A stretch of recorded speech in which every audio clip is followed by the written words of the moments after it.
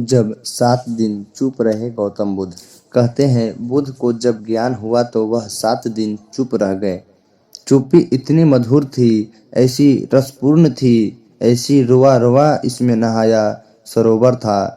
बोलने की इच्छा न जगी, बोलने का भाव ही पैदा न हुआ। कहते हैं देवलोक थरथराने लगा। कहानी बड़ी मधुर है।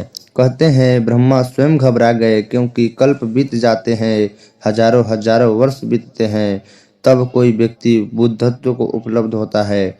ऐसे शिखर से अगर बुलावा न दे तो जो नीचे अंधेरी घाटियों में भटकते लोग हैं, उन्हें तो शिखर की खबर भी न मिलेगी। वे तो आंख उठाकर देख भी न सकेंगे। उनकी गर्दनें तो बड़ी बोझिल है। वस्तुतः वे चलते नहीं, सरकते हैं, रेंगते हैं। आवाज बुद्ध की देनी ही पड़ेगी। बुद्ध को राजी करना ही पड़ेगा। जो भी मौन का मालिक हो गया, उससे बोलने के लिए मजबूर करना ही पड़ेगा। कहते हैं ब्रह्मा सभी देवताओं के साथ बुद्ध के सामने मौजूद हुए। वे उसके चरणों में झुके। हमने देवत्व से भी ऊपर रखा है बुद्धत्व को। सारे संसार में ऐसा नहीं हुआ।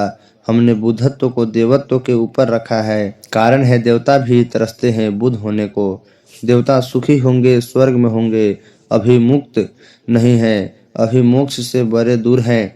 अभी उनकी लालसा समाप्त नहीं हुई है, अभी तृष्णा नहीं मिटी है, अभी प्यास नहीं बुझी है। उन्होंने और अच्छा संसार पा लिया और सुंदर स्त्रियां पाली हैं।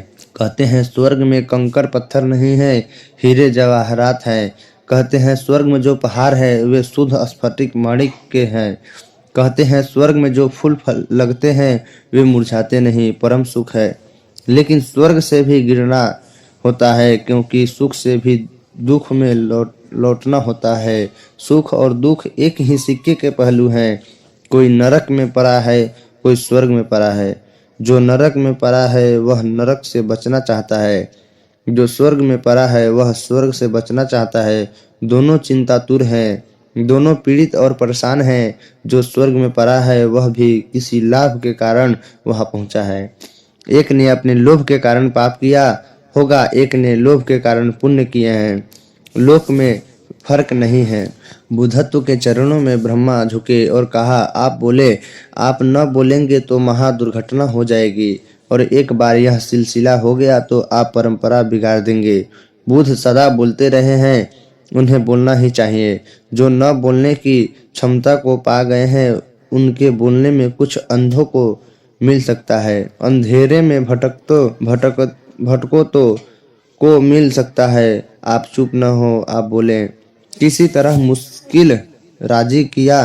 कहानी का अर्थ इतना ही है, जब तुम मौन हो जाते हो तो अस्तित्व भी प्रार्थना करते हैं कि बोलो, करुणा को जगाते हैं। उन्हें रास्ते का कोई भी पता नहीं है, उन्हें मार्ग का कोई भी पता नहीं है। अंधेरे में टटोलते हैं। उन पर करुणा करो, पीछे लौटकर देखो। साधारण आदमी वासना से बोलता है, बुद्ध पुरुष करुणा से बोलते हैं। साधारण आदमी इसलिए बोलता है कि बोलने से शायद कुछ मिल जाए। बुद्ध पुरुष इसलिए बोलते हैं कि शायद बोलने से कुछ बट जाए।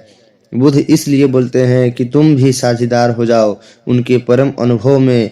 पर पहले शर्त पूरी करना पड़ती है, मौन हो जाने की, शून्य हो जाने की। जब ध्यान खिलता है, जब ध्यान की बीड़ा पर संगीत उठता है, जब मौन मुखर होता है, तब शास्त्र निर्मित होते हैं।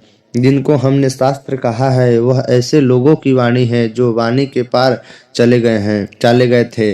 और जब भी कभी कोई वाणी के पार चला गया, उसकी वाणी शस्त्र हो जाती है, आप तो हो जाती है। उसमें वेदों का पुनः जन्म होने लगता है। पहले तो मौन को साधो, मौन में उतरो, फिर जल्दी ही वह घड़ी भी आएगी, वह मुकाम भी आएगा जहां तुम्हारे शून्य से वाणी उठेगी। तब उसमें प्रामाणिकता होगी, सत्य होगा, क्योंकि तब तुम दूसरे के भय के कारण न बोलोगे। तुम दूसरों से कुछ मांगने के लिए न बोलोगे, तब तुम देने के लिए बोलते हो। भय कैसा? कोई ले तो ठीक, न कोई न ले तो ठीक। ले लो तो उसका सौभाग्य, न ले तो उसका दुर्भाग्य। तुम्हारा क्या है? तुमने बांट दिया, जो तुमने पाया तुम बांटते गए। तुम पर यह लांछन न रहेगा कि तुम कृपण थे, जब पाया तो छिपाकर बैठ गए।